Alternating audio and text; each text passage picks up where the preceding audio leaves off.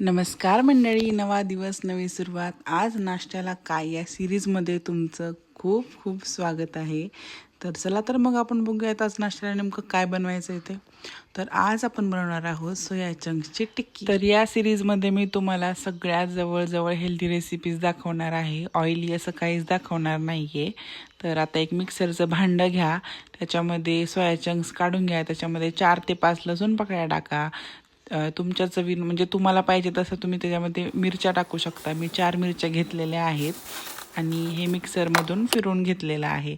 आणि तुम्ही बघू शकता आता याच्यामध्ये मी ॲड केलेला आहे एक बटाटा आणि सोया चंक्स जे आहेत ना ते आपण दोन्ही पण एकत्र करून घेऊया. आणि सोया चंक्समध्ये भरपूर असं प्रमाणामध्ये प्रोटीन पण असतं आणि फायबर पण असतं, त्यामुळे सोया चंक्स खरंच खूप जास्त हेल्दी आहेत.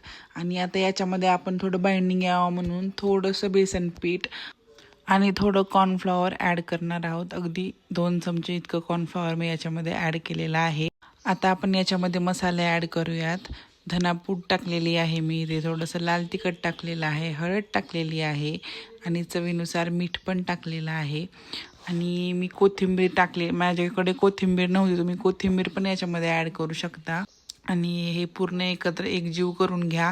आणि तुम्हाला जर माझे व्हिडिओ आवडत असतील तर लाईक, शेअर आणि सबस्क्राईब करायला बिलकुल विसरू नका. आणि अजून तुम्हाला कोणत्या कोणत्या रेसिपीज बघायला आवडतील तेही मला कमेंट करून नक्की कळवा. मी नक्की त्या रेसिपीज बनवण्याचा प्रयत्न करेल. आता आपलं टिक्कीचं पीठ तयार आहे. आता मी तवा ठेवलेला आहे, त्याच्यावर थोडंसं तूप स्प्रेड करून घेतलेलं आहे. हाताला पण थोडंसं तूप लावलं आहे आणि आता आपण टिक्कीज बनवून घेऊयात. तुम्ही तुमच्या ह्याच्यानुसार तुम्ही लहान मोठ्या अशा कशा पण करू शकता, पण जास्त जाड पण नाहीत करायच्या, कारण की त्या आपण फक्त तव्यावर शॅलो फ्राय करणार आहोत. त्याच्यामुळे त्या दोन्ही साईडनी खरपूस भाजल्या गेल्या पाहिजेत. आणि तुम्ही बघू शकताय की इथे मी दोन्ही साईडनी मस्त तूप लावून त्या खरपूस अशा भाजून घेतलेल्या आहेत. तर मस्त असं दह्यासोबत तुम्ही या टिक्की सर्व करू शकता. भेटूया नवीन रेसिपीसोबत उद्या. श्री स्वामी समर्थ.